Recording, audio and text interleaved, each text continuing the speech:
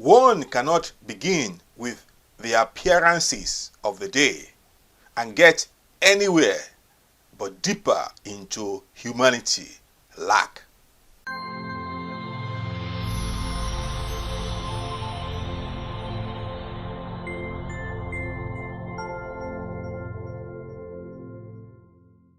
Hi, welcome to Stir Up Your Purpose channel.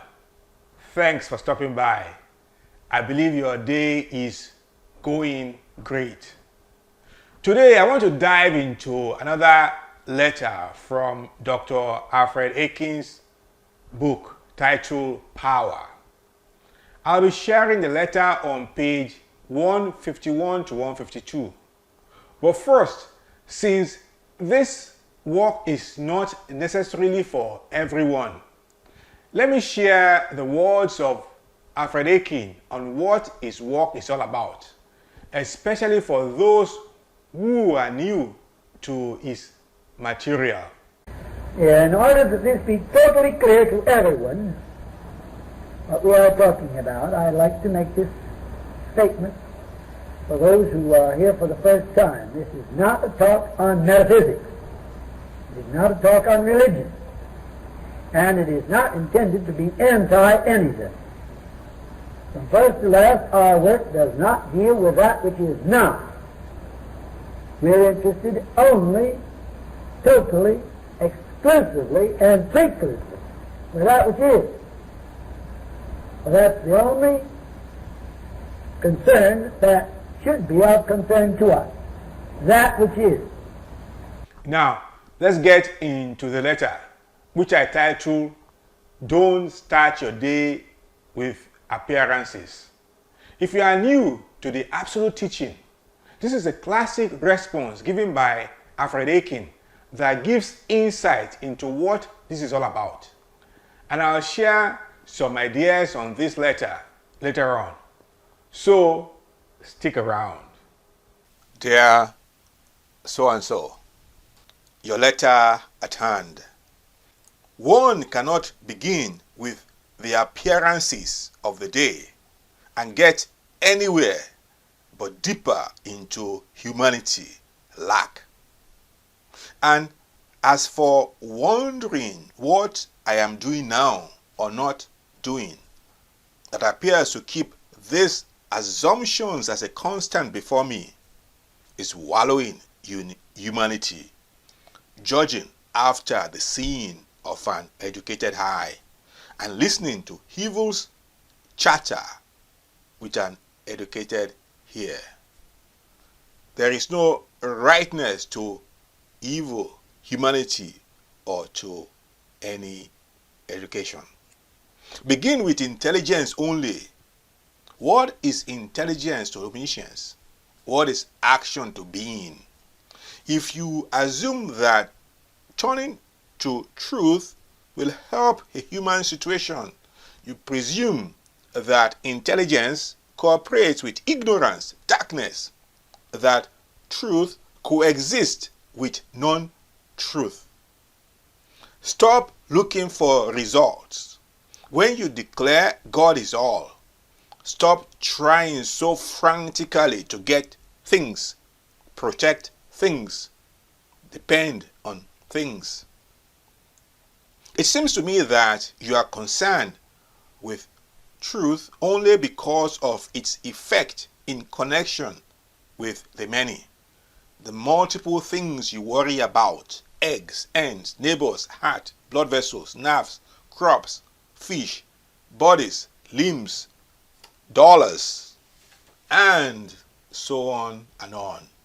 From your letter, it appears that truth is but an instrument you'll use to procure, to protect, to acquire, to save your body, your farm, your family, your sense of human assumption. God is God, whole, entire, total. Why not ponder truth to see what truth is to itself? What is true to intelligence? What is omniscience? Where? How?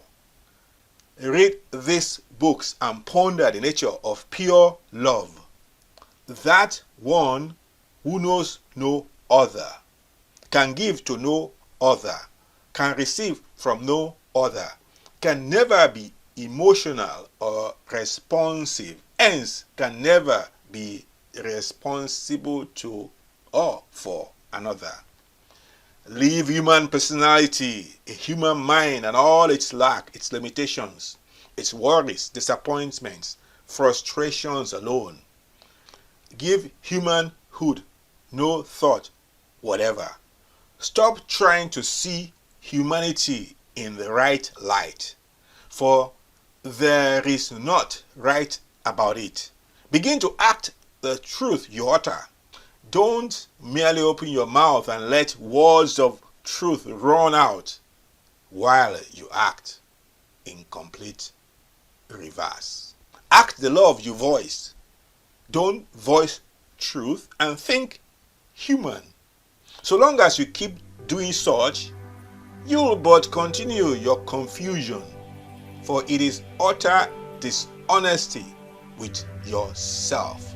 Again, begin with truth and be consistently persistent in acting what you declare truth to be. Cordially. This is another classic letter by Alfred Aiken. I love the response in this letter so much, especially when you think about what is happening around the world today. So much chaos, so much confusion, so much uncertainty. But in the midst of this so-called confusion, we have to always go back to the center. God is all is God. Ours is to shine the light. The command is, let your light shine before others. Do not hide your light under a basket.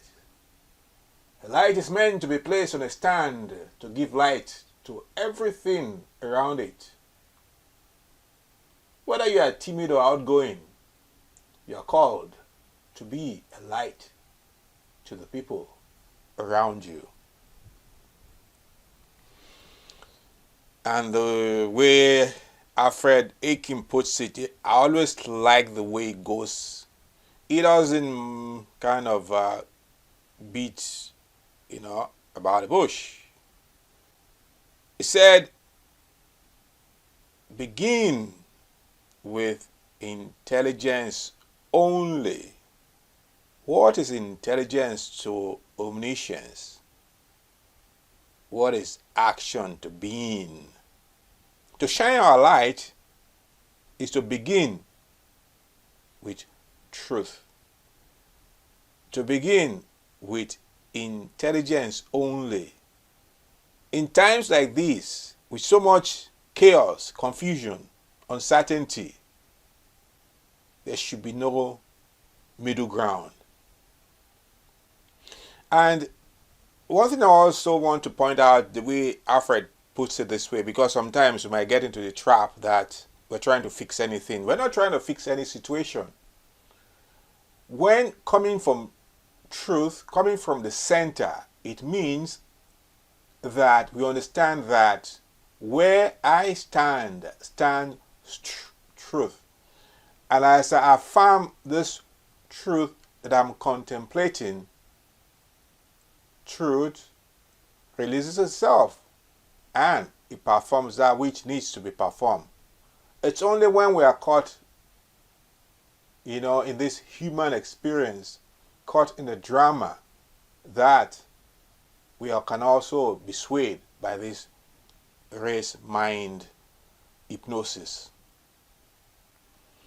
If you assume that turning to truth will help a human situation, you presume that intelligence cooperates with ignorance, darkness, that truth coexists with non-truth.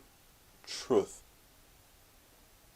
That's why I said again, stop looking for results. When you declare God is all, stop trying so frantically to get things, protect things, depend on things. And I like the way you also responded to this person that wrote this letter.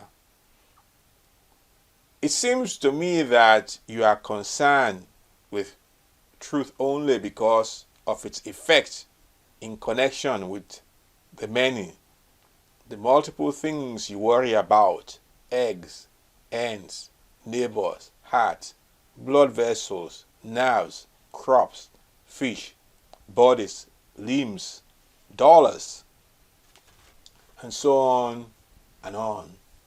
From your letter, it appears that truth is but an instrument you use to procure, to protect, to acquire, to save your body, your farm, your family. The sense of human assumption. God is God, whole, entire, total. Why not ponder truth to see what truth is to itself? What is true to intelligence? What is omniscience? Where? How? The key aspect here is just the fact that always going back to the center, just going back to the center. God is all is God. And this is where one needs to understand that subtle nuance. In this place of awareness, we are not trying to fix anything. I'm going to repeat that. We are not trying to fix anything out there. To start from that place is to say that intelligence cooperates with ignorance, darkness, that truth coexists with non-truth. That is a subtle place that sometimes we can miss it. Now the question is, but what do I do with all this drama out there? There is no drama in truth. That's the key thing. But what are you telling me? All this thing I'm seeing, all this shooting, all this killing, are you telling me it's not there? Well, who is seeing it? That is the hypnotic mind of the world mind that persistently hypnotizes the world to perform all this drama. The world is a stage, and each one is playing out his drama. Well, we don't deny that fact. Yes, we don't deny it. We recognize it, but the point is that where am I? Am I in truth or am I in the drama? It is only a state of being and a mindset, a place of awareness that I do not deny what the five senses is projecting, but I'm recognizing that where that projection is doesn't exist. It's as simple as that. And as I stand in that awareness, I do not compromise. Now, don't get me wrong. It's not as if, you see a car coming on the road. You're saying that there's no car coming on the road and it looks as if it's going to eat you and then you just stand there. No. That's not what we're saying. That would be kind of being foolish. Of course, you move the form out of the way. But what we are saying is this. You always have to remember, if our attention is drawn to the drama, always bring that mind back to the center. That truth is all is truth. And in that state of awareness, we're kind of building that our inner core, our inner muscle, and allowing the Father that doeth the work to go about to do his work, to reveal truth. You are the light of the world. Shine your light, and the way you shine your light, so be in the truth of his holiness.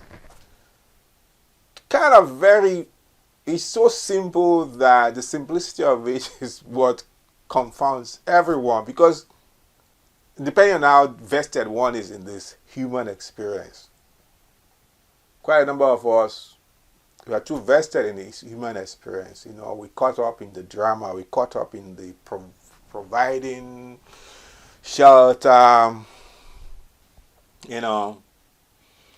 things like that, and worrying. Yes, those are things that are there. We're not denying those things, but it said, keyword, it says seek.